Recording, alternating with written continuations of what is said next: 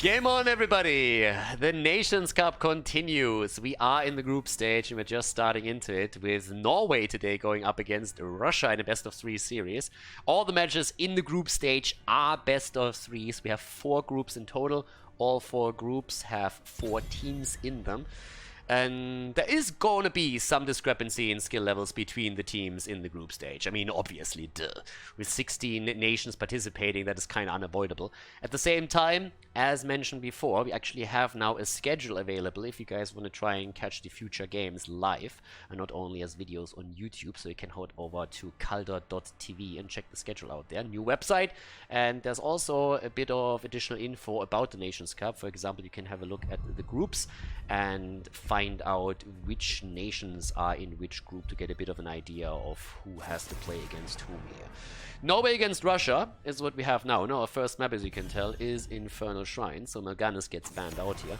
Now, I gotta say that the Russian team that found themselves in the grand final against France in the Nations Cup, in the last Nations Cup, which was at the beginning of 2019, was probably a little bit stronger than what we have here, but that doesn't mean by any means that Team Russia is weak. I would not necessarily put them into the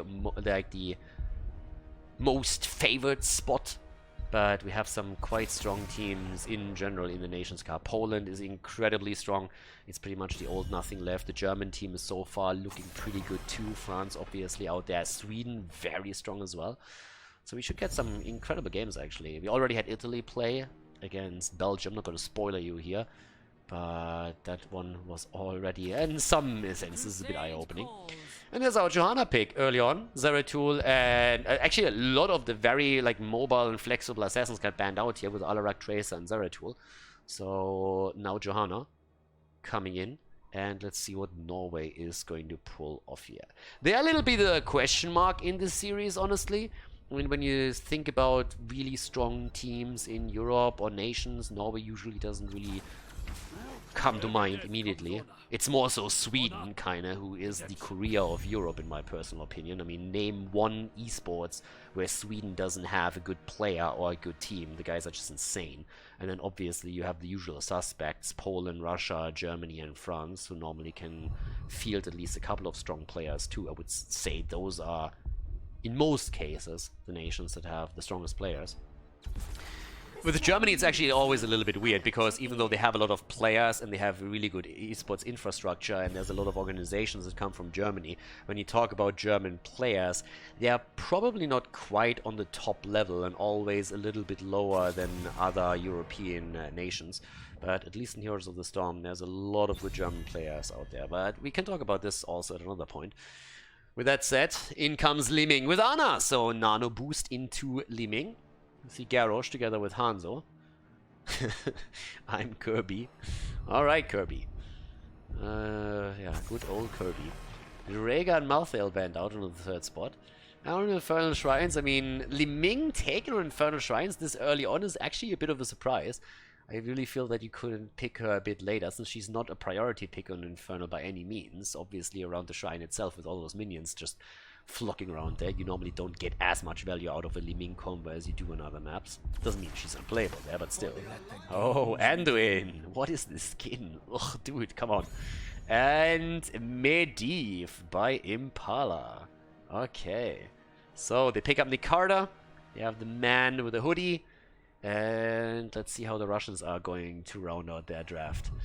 Immortal and Farlander is what we're currently looking at. We still need the offlaner, we still need a second damage dealer. Vala is out, could be taken. And there's Genji and Chen. Alright, bring in the panda, baby. Bring in that panda. And last but not least, what are we going to get from Norway?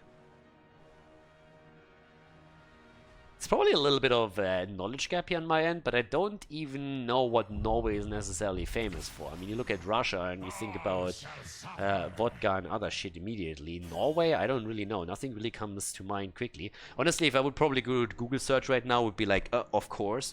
But now on the top of my head, I'm struggling with that. Delino with Leoric as the last pick for the Norwegian team. And, well, let's go in. Norway snow, but again, it applies to Russia too. I mean, whatever. Infernal Shrines, map number 1, ladies and gentlemen.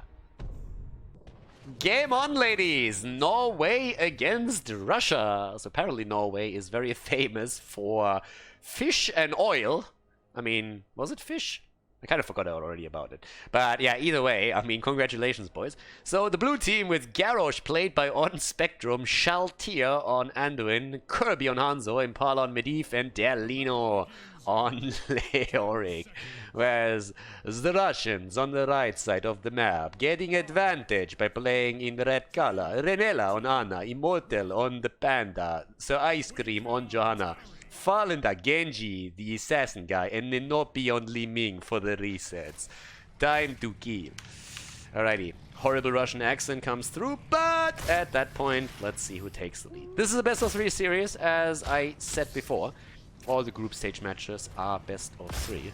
And yeah, Eye of the Tiger on level 1 for the Panda. I'm kind of happy that we are actually seeing a bit of Panda power in the game. That should be pretty fun. And well, let's go. The nano boosted Li Ming could be pretty cool towards the end. Medivh cheating as usual, starting from level 1 as he's just running around here. And we're going to keep an eye out on his stacks on the baseline to see what he can pull off with that. Whereas down at the bottom of the map, there's already a bit of pressure. I mean, again, we're waiting for the 1 minute mark. This is where the camps are going to be attacked immediately. This is usually when you're trying to get a slight lead by grabbing the additional camp over your opponent. And there we have them. The Impalas are already in. And let's check out what we can do with that. Galino at the top with a blind drain into the bush and the connect. Nice. Nicely done. But the Russian team at the bottom of the map, immediately going straight in for the first camp here. Yeah, so far so good. So they grab this one, have now a bit of a safer position to take their own. But they're even going for the invade. I mean, they are the favorites here, so we probably have to put that out right at the start. And oh, that combo hurt. That combo hurt a lot. And yeah, actually they're playing around this. It's a 4 versus 4, but since Li Ming is just shelling away, now it's starting to become a bit of an issue. And it's the Russian team that is starting to threaten this camp. Genji comes into the back line and jumps out. They grab the camp. And that's already... Oh, and they get the kill against Hanzo. Yeah, he just got Li Ming. Well done. Nicely done here. So, yeah, awesome. Okay, with that we have level 4. Big lead for them. And they can take the additional camp on the right side. Yeah, the favorites in this particular match are definitely doing well. And obviously, they are a high favorite to make it out of the groups in particular. Let's see how that works out. But Norway, big question if they can actually come back into this. Well, comeback is maybe exaggerating the situation a little bit, but obviously having a 1 level disadvantage at this point is a problem. If your opponent hits level 7 during the Shrine phase, then you're in trouble. But I don't think that the Russians are necessarily that far ahead just yet. But them taking the camp to the top right and Norway not making any moves for their own Shaman camp is a problem. Because this is going to keep Leo either longer at the top side, or they're going to give up a lot of hit points on their wall. So that is a big issue right now. They should have taken this camp, and they didn't. So they're lacking on experience, and it's top lane pressure that either will have to be dealt with or is going to do a whole lot. And they're actually rotating in with nearly the entire team now to do that. Maybe a little bit quicker. The problem is that they are therefore giving up the position on the shrine, and so Ice Cream just says, well, that's pretty awesome for us. We're gonna go straight in, deal with that. We have 2 heroes topside, so the wall is not gonna fall. And they're getting an easy peasy lead for free. 10 stack lead for nothing as the fight starts. And Pala on the other hand setting Medivh up. And Medivh can be the game changer here. No doubt about that. So, yep. Level 7 talents are coming in. That gives us also now the Brewmaster's balance. And Calamity! Time to shine, baby! Oh, they condemn! Setting up a kill opportunity as Garrosh, and they claim it. Nice save by Anduin for just a moment, but it seems like we could still see that kill against Leoric. Not quite. Anduin then again in trouble himself, but is able to move out. 19 stacks against 19, but with the level 7 talent in their hands and the advantage now, Russia is going for it. Starting to take that one, and this seems like an easy objective now for them. 20 stacks, by the way, Medivh. okay with that. But yeah, if NanoP is able to get a couple of good nano boosts later from Ana, I think we could see a pretty big killing spree here. A couple of nice whack-a-mole style calamities, and that would be the end of that. So already the jump over the wall here. The attack against Garrosh, and Garrosh is in trouble. Uses Indomitable, and Genji Farlander takes him down. Get wrecked, baby. Again, Russian team. Pretty strong. There's a reason why they made it into the grand final last season. Uh-oh! Stacks reset. Yeah, that's the kill that can't happen. And they get another one. Oh, yeah. Anduin goes down. 5 kills against 0. The 4 down.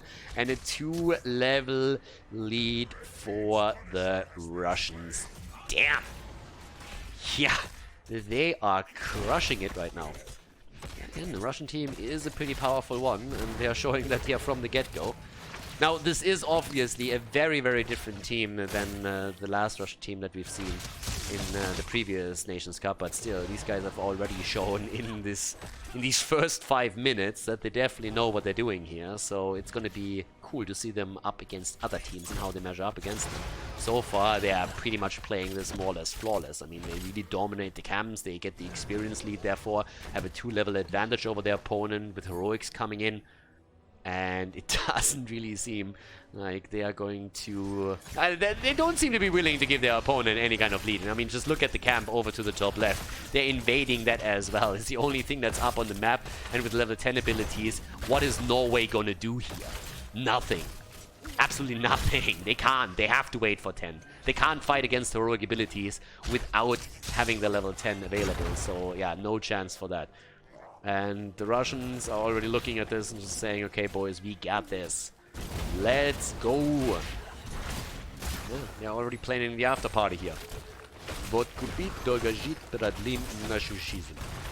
Yeah, after party gets planned, but Norway, I mean, Norway isn't necessarily out of that, but it is tough if you're this far behind this early in the game. So they're going to lose another fort. They can't really do anything about that, not if they want to soak at the same time the mid or maybe even bot lane to get into level 10, but so far they can't. Red team is waiting for the next minion wave before they push this in even more. That keep is obviously low. Chen is already at the bottom of the map. And, well, there we go. The attack comes in, and that's the fight that you don't want. Nano boost on Liming, and NanoP is getting a few combos out, but all they want is the fort, and they're gonna get this one. Easy peasy. So, yep, there we go. Well, could take the fountain too, but the next objective is spawning bot side. This is where the Arcane Shrine is going to come in. And down to the bottom of the map, the wall has been destroyed as well. Structural advantage is massive for them right now. And yeah, how to come back into this one, that's the question, but there's level 10. This is the long-awaited talent that they need to at least fight over the next shrine. And they're not going to be behind the talent. So that's at least good. But there we go. We have the light bomb for Anduin. Also, quest, I mean, the quest isn't even close to being completed for Medivh on the baseline, and he lost it earlier, so now he's only sitting at 4 stacks, couldn't really move out and try to get a few additional ones. Now we also have, well, Leyline, plus the arrow. Let's see if Hanzo can get that out. Has redemption on level 1, went into explosive arrows and the never outmatched. A little bit random here. So there's the camp. And I was saying they can't reach level 13. I mean, guys, with them grabbing camp after camp after camp, they're actually getting so close now that they might have the talent advantage after all. Get another wave here at the bottom and maybe one in the middle and you're good to go. It's exactly what Ice Cream is currently doing. Jumps in, tries to claim it, and has the lead already. I'm actually a little bit shocked that the blue team wasn't here earlier, because you could try and force that fight before level 13 is there. Oh, Medivh! The arrow against Li Ming, but even that doesn't help him. Genji is already there, and with a double reset setup with Genji and Li Ming, it's just too much pressure. 6 kills against 0. Chen wasn't even there. The Panda is topside and is trying to get through the wall now. So, yep, this is looking incredibly strong. Immortal is going up against 2. Well, there's the Entomb. Jumps out again, trying to get out there, and yeah. Like, you're literally in a position where you don't want to be the first guy to die. Another camp taken. 6 kills against 0, 2-level lead. You're getting even more. Glass cannon for Li Ming. Don't do this at home, kids. I think at this point, Nenopia has just figured out, okay, this is pretty much already our game. And he's just saying, let's see how far we can go with this. But yeah. So, with that said, here comes the attack towards the bot lane. Even a little bit of an interrupt there. Immediately Garrosh gets bodied. Blessed Shield is out, and that could be a kill. Medivh is trying to help him out there. Oh, Lim Ning with the ult nearly grabs the kill for them. But Garrosh gets out. That fort is down though, and that means that all 3 forts are already eliminated. A really nice attempt now from Lim Ning. Try to break through the wall, opening up the side wall to see if they can follow up on anything here. We are super early in the game still. I mean, this is 10.5 minutes in, and they're already knocking onto the keep itself. And it is falling quickly. I mean, that's keep. That's the second Punisher in this game. Second objective, and they're going to grab the keep. Now I'm going to grab a couple of kills on top of that too. The light bomb didn't do anything. Here comes the X-Strike. Leo is already down. The keep is toast. And that is them running a 3-level advantage over the Norwegians. And also nearly a 2 talent advantage. I mean, they're about to grab level 16. That probably comes in a bit quicker than the 13 talent for Norway. This is a bit of a beating, everyone. The Russians are not screwing around here, are they? I mean, they're going full force against them. Yeah. Medivh, I mean, he can watch all of this, but he can't really do anything about it. He's just sitting there and is like, guys, I know where they are, and everybody is just like, shut the fuck up, bird. Because, well, it's not like they can do anything about it. There's level 16 now. And what's the game plan? Honestly, for Norway, what's the game plan here? I mean, the only thing that you can really try and do is you get some kind of setup with your rogue abilities and grab a kill. A good ley line into an arrow, into a taunt, get some damage out. But the damage department is also more or less a little bit empty. I mean, they don't really have a whole lot here. So it's going to be really tricky. Triple Panda comes in, lockdown, kill, Hanzo dead. And he's not the only one. Anduin goes down, Crybaby eliminated, Garrosh and Medivh follow, and well, that's that. That's the top keep falling. And half the team has decided that they're actually not even wasting their time with the keep any longer and instead go for the core directly. And I can't really blame them. It's 12 minutes in, but the Russians, they're not taking any prisoners here. They are going straight in for the jugular, and they're going to get the victory on map number 1. Russia in the lead in the best of 3 against Norway. GG and well played by the Russians.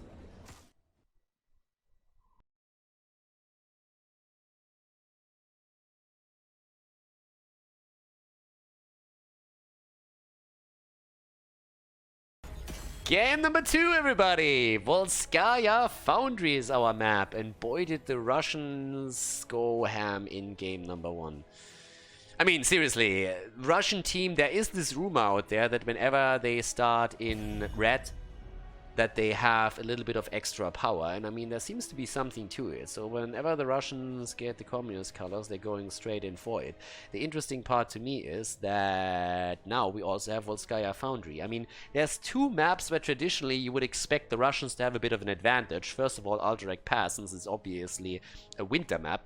Now, Norway might be able to fight back there, since I heard that in their own country it's not really too sunny either. But then you look at Volskaya Foundry, and I mean, this thing is literally located in Russia, so how much of a home advantage do you really want to have? You're already playing on the right side in red, and in addition to that, you play on Volskaya Foundry. Not quite sure if that's balanced. I mean, that's a legit way of cheating your way through this. So the home advantage goes to the Russians right now. Game number 1, already a big win for them. Now Alderek gets banned out. The only thing that they now need is they need the Russian bear, aka Misha, and I would like Zarya in here too. I mean, if you talk about the Russians and home advantage, that would just complete the entire setup, in my own opinion. Prove me wrong. Well, on the other hand, Mal'Ganis gets banned out, Alderek too. Chat, in the meantime, had a lively discussion of what Norway contributed to the world stage so far. Apparently, the cheese knife, or some kind of specific cheese knife, comes from Norway. Interesting to note, because I would have guessed Switzerland. Maybe the French. And also, was it Post-its? Something along those lines. So the Norwegians, very proud of Lot. The Swedes have encouraged me to make more fun of the Norwegians then again. So there seems to be a little bit of banter going on. And we have Junkrat banned out, plus Tracer. Ah, Good old European banter. Love it. Can't put that down on the Americans. They don't understand that. What do you mean you can make fun of another nation? Whew. Be careful there. Volskaya Foundry. Tyrael. First pick. Okay. Judgment is the hand. I'm waiting for that judgment, baby. How ham can Norway go here? I mean, honestly, how do you actually approach game number 2 if you just got your ass kicked this heavily? So, after you're done applying aloe vera to all of the burns that you received in game number 1, what's the next step? You'd say just like, screw it, we're going YOLO? Or are you saying like, okay guys, take a deep breath, we're gonna go for a standard game? There's already Liming again, and we've seen what Nenopy has done with Liming in the last game, now Anna comes in too. It's actually surprising that none of them has been either picked away or banned out, but I guess they're a bit scared of Alarak and Tracer, which they banned in the previous game as well. So, well, double pick. I mean, go old school. Falsat Hinterland Blast, Nova Precision Strike, Judgment Tyrael. We're going Alpha again, boys. And instead we get Greymane. And Stukov. Ah, there's another one that the Russians could have taken. My apologies, I actually forgot about him. Khaldor, how dare you. So, Stukov gets taken. Well, good for the setups. And, well, what are we getting from the Russians when you go for the bans? What do you actually ban if you're in Norway? I mean, Liming and Anna are currently out there. Probably a tank in the front line, but I would still love to see something along the lines of Vala, for example. It's a lot that they can still pick. But, yeah. Volskaya Foundry. And there's Jojo. Tank banned out. Item control is going to be super important on the map again. It's the first game, by the way, for both of these teams in the group stage. So, if the Norwegians lose here, then not by any means out of the tournament yet. They have 2 other opponents to go up against in their group where they can score some points. Having a map win would be nice, though. ETC and Chen! Chen comes in again, and we have ETC together with him. A beastly lineup at the front. And the moment of truth for Norway. What do they grab? I mean, you still need your offlaner. Need another damage dealer. Ooh, ooh, they really like that Medivh, don't they? And they have Sonya. Okay. I'll call that interesting for now. It's at least more damage than they had in the last game. So they're not really just one-tricking it on Hanzo. They have Greymane now in together with that Sonya. So that's some damage output. Plus, of course, if the quest completed, Medivh can add to it as well. And Kira comes in. Alrighty. Kira in for the Russians. And with that, we're heading into game number 2 of this best of 3 series. And let's find out if Norway can fight back here. Or if Russia just says, let's go for the quick 2-0, boys, and take it from there. Ladies and gentlemen, Volskaya Foundry between Russia and Norway. Game number 2, Norway against Russia. And on the left side for the Norwegians, on Spectrum, on Tyrael, Kirby on Greymane, Delino on Sonya, Shaltir on Stukov, and Impala on Medivh. I actually don't think that this is Shaltir, this is more so Shaltir, because he's indicating that he's going to cry pretty soon. The Russians on the right side with Fallen on Kira, Renella on Anna, so Ice Cream on ETC, Nenopy on Liming, and Immortal on the Panda. Chen. Rumors have it that this is a Chinese donation to Russia. The Panda is in. And we have Block Party for ETC. Also, a maximum effort for Kiro. Standard build for her.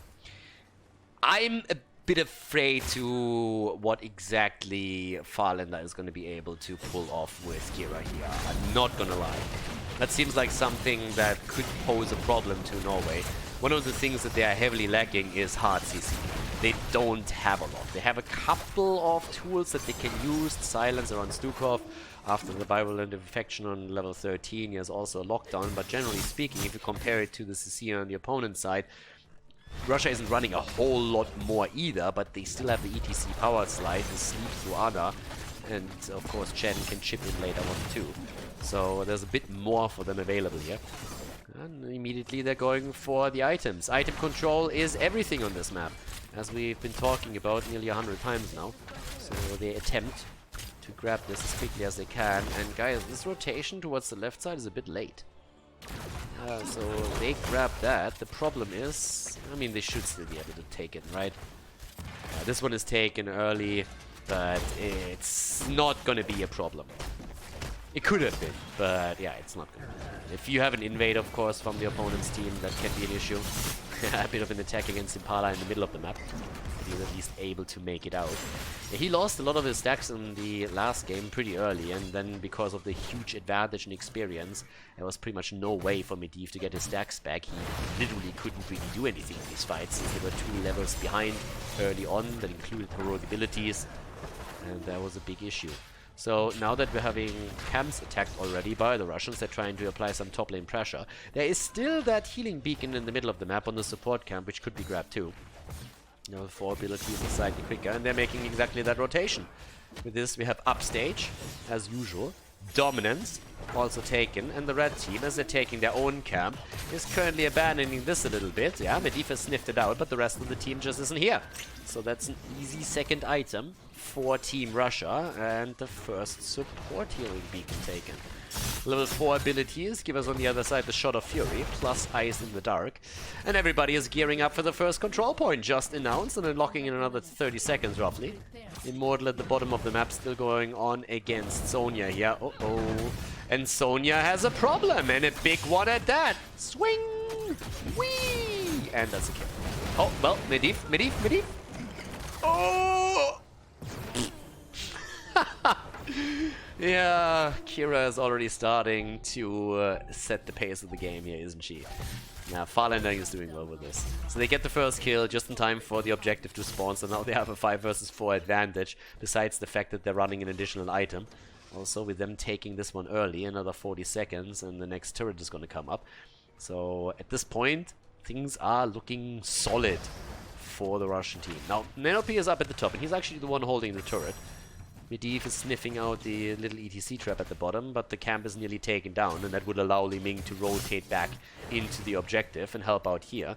But they're already looking at 40-50%, and they have level 7! That's a huge advantage. This is exactly what you want here. You want to get that early level 7 so that you have a better position for objective number 1, and it seems like Norway feels that they are forced into a fight that they really don't want to take.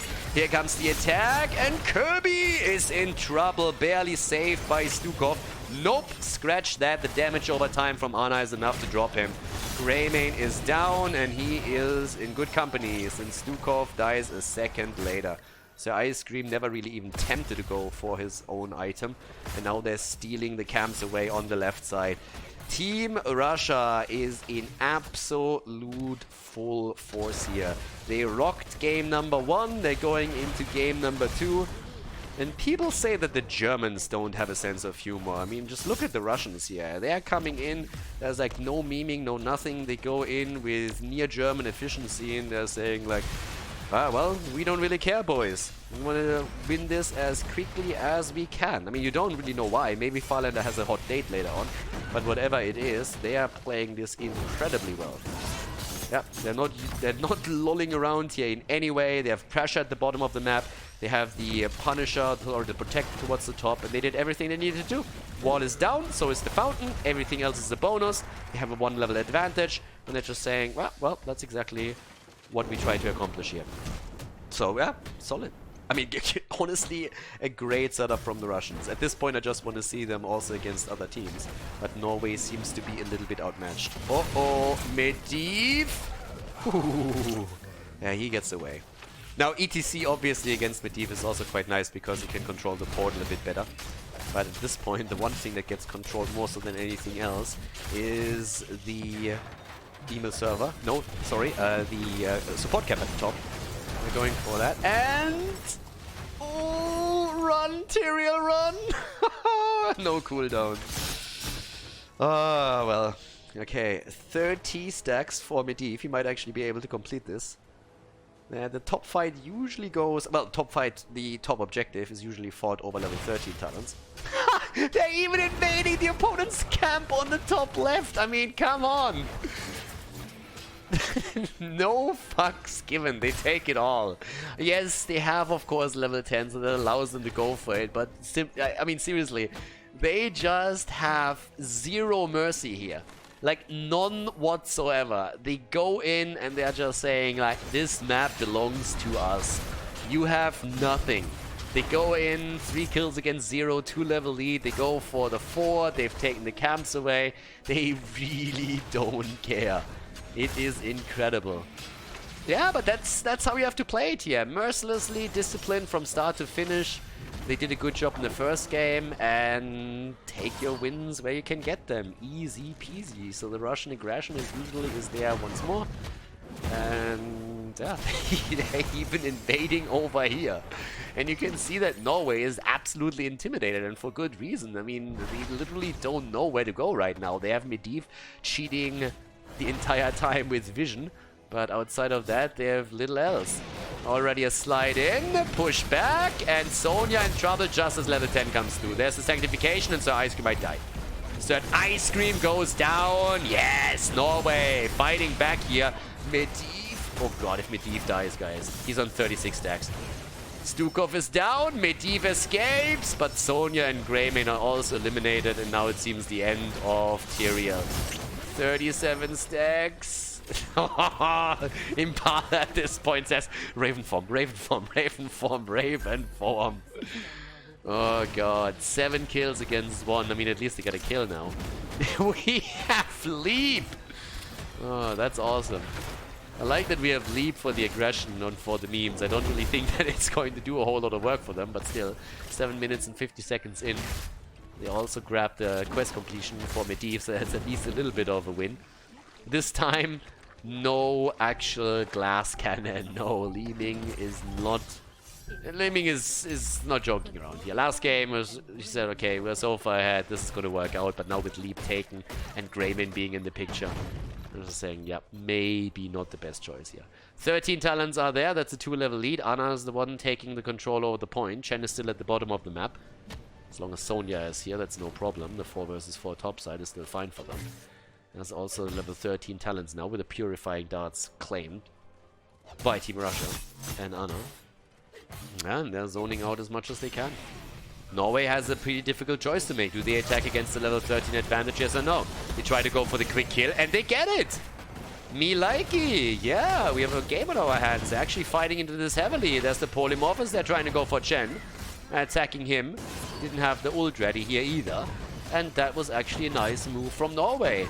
Yeah, they're fighting back into this. They're not giving up that easily. And I like that a lot.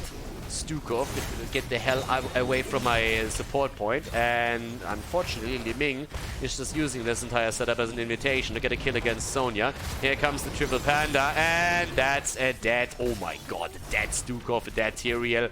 Ooh, a dead Medivh. Oh, the resets! NanoP, calm the fuck down. Like, what the hell? A full 5-man team wipe by Li Ming saying, reset city, baby!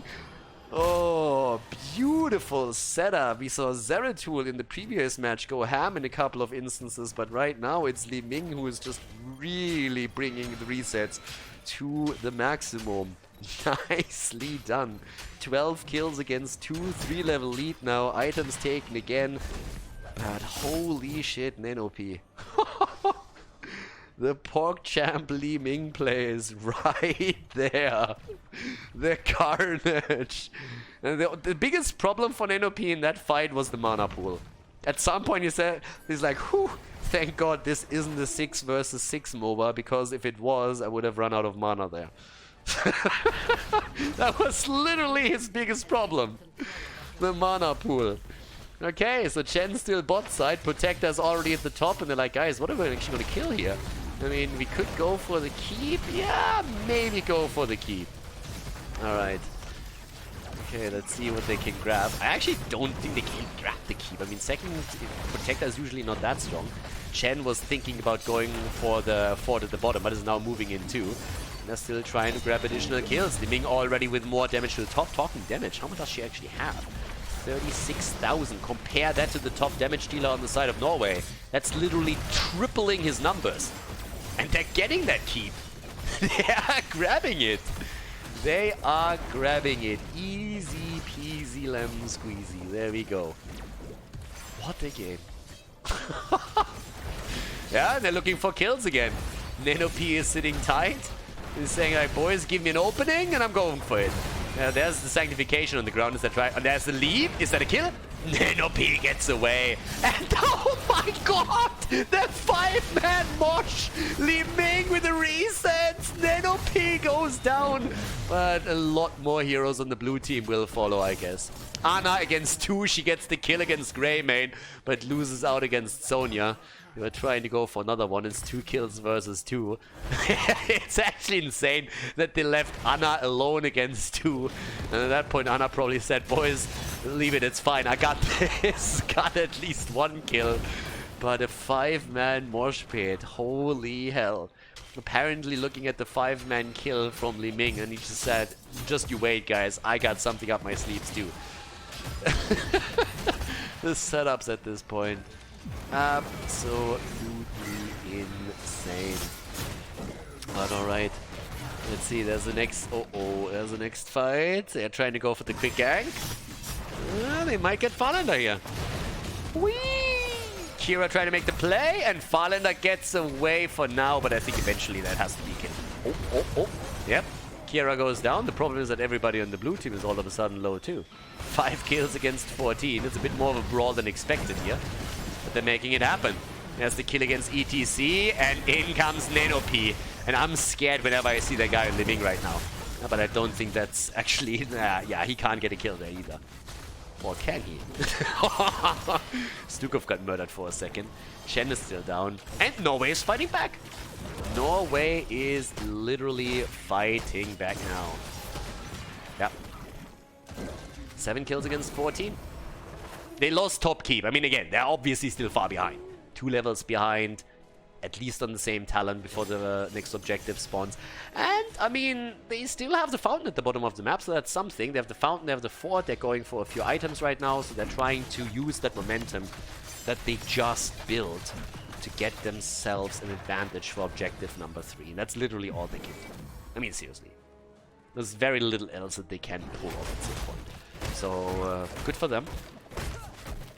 I don't think we're going to see 20 necessarily in the hands of the Russians. But abandoning that bot lane is probably a bit of a mistake from Norway's perspective, because Russia says, well, the wall is down. If we go in, we can take that fountain, and that gives us a lead on the bot lane objective, one way or another. And that's pretty much exactly what they're doing right now. Easy kill. That's a fountain eliminated. And even with the potential rotation coming in, the ping back are already there. That's now a lead. There comes the portal. Alright, so far so good. In comes Tyrael as he's trying to make a little bit of a play. The setup with the sleeping dart for Li Ming as they are trying to get another combo connected. But yeah, bot lane is already announced. Another 6 seconds, we're gonna have that. Immortal uses the last remainers of that wall to jump out and is able to get away.